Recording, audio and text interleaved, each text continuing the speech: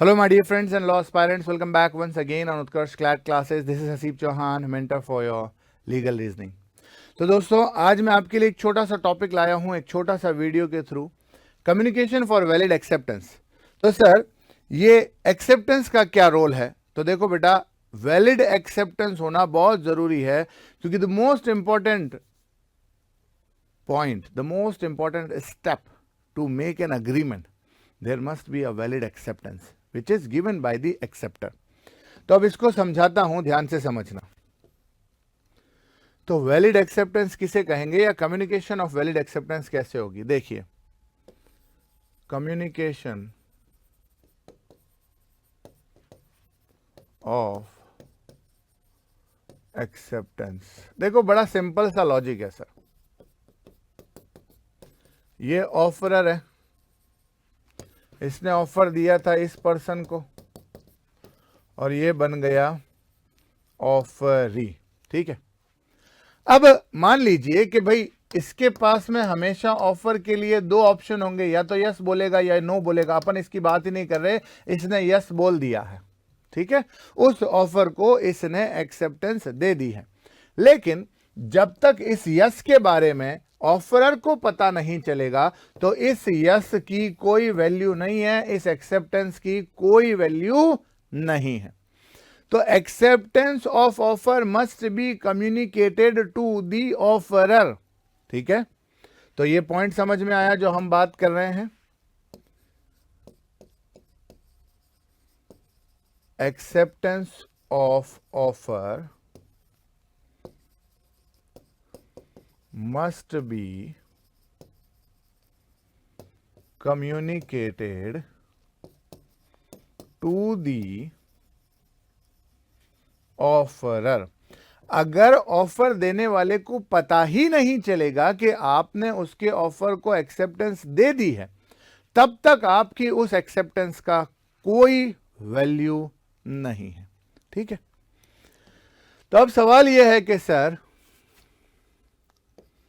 ये जो एक्सेप्टेंस है इसको किस तरीके से कम्युनिकेट किया जाए? तो एक्सेप्टेंस में बी कम्युनिकेटेड बाय रीजनेबल और प्रेस्क्राइब्ड मैनर. में be communicated to the offeror through reasonable और प्रेस्क्राइब्ड मैनर. तो सर, प्रेस्क्राइब्ड मैनर का तो समझ में आ गया कि भाई ऑफर देने वाले ने हमें पहले ही बताया था कि भाई इसी मोड में आपकी एक्सेप्टेंस आनी चाहिए, इसी मोड में.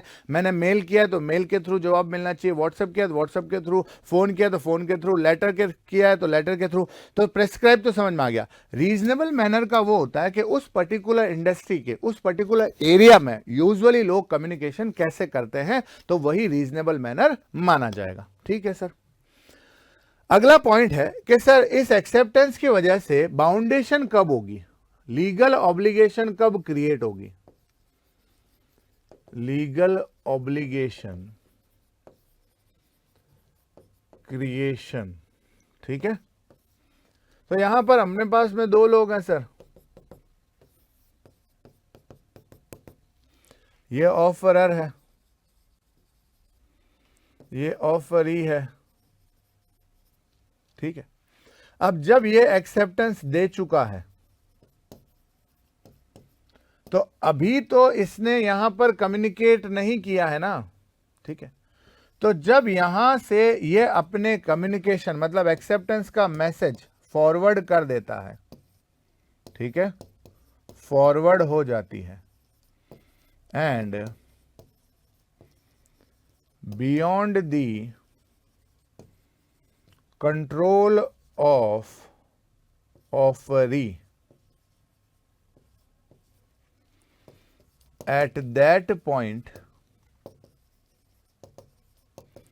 offerer is bound.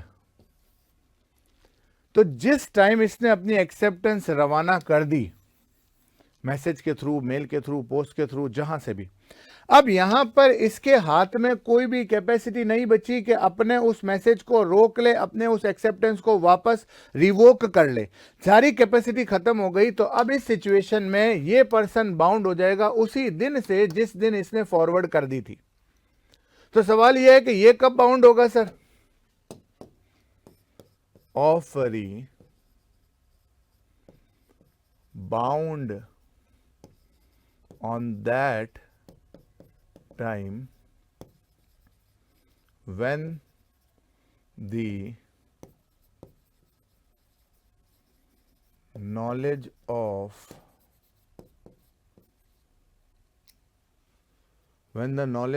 acceptance made to knowledge of acceptance get by offer. अब जिस टाइम पर यहां पर मैसेज रीच हो गया, पहुंच गया, यहां पर कम्युनिकेशन हो चुका है, इस आदमी के नॉलेज में आ चुका है कि क्या करवाना चाहता है, सामने वाले ने मुझे क्या जवाब दिया है, उस दिन से अब ये भी बाउंड हो जाएगा।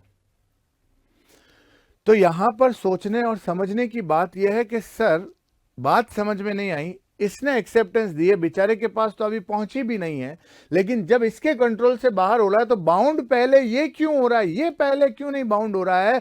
तो बेटा आपको याद है कि हमने जब नॉर्मल वे में पढ़ते हैं तो हम पढ़ते हैं कि ऑफरर जब ऑफर देना चाहता है तो एक वैलिड ऑफर की डेफिनेशन क्या है? तो यहां पर सेक्शन 2 की डेफिनेशन कॉन्ट्रैक्ट एक्ट की पढ़ोगे तो वो कहता है offer means a willingness of person to do or not to do, and he wanted the assent on that matter from the offeree।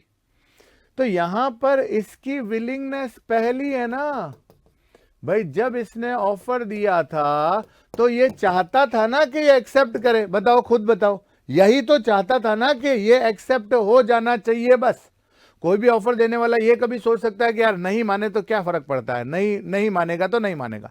Offer देने वाला हमेशा पहले दिमाग में असेंट ये रखता है, दिमाग में ये रखता है कि सामने वाला बस इस चीज को एक्सेप्ट कर ले। तो इसीलिए पहले बाउंड भी यही होगा, बाद में उसके बाद कॉन्ट्रैक्ट के लिए वो पर्सन बाउंड माना जाएगा। समझ गए दोस्तों? अब इसी के साथ उत्कर्ष फैमिली आपके लिए लाई है न्यू ईयर का तोहफा।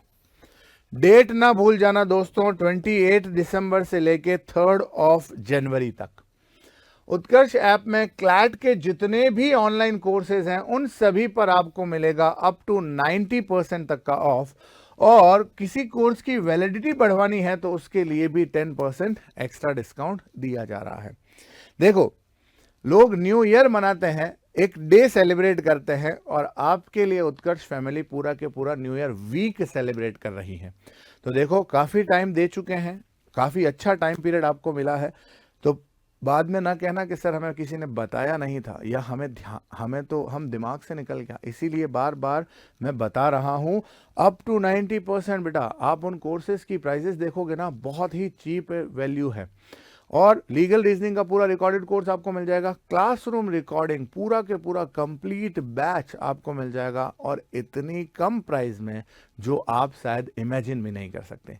तो जल्दी से जल्दी इस अपॉर्चुनिटी को ग्रैब कीजिए, फटाफट से अपना मोबाइल उठाइए, उत्कर्ष ऐप डाउनलोड कीजिए और जुड़ जाइए, हमारे फैमिली मेंबर बन जाइए। तो मिलते हैं, तब तक के लिए टाटा बाय बाय, सी या।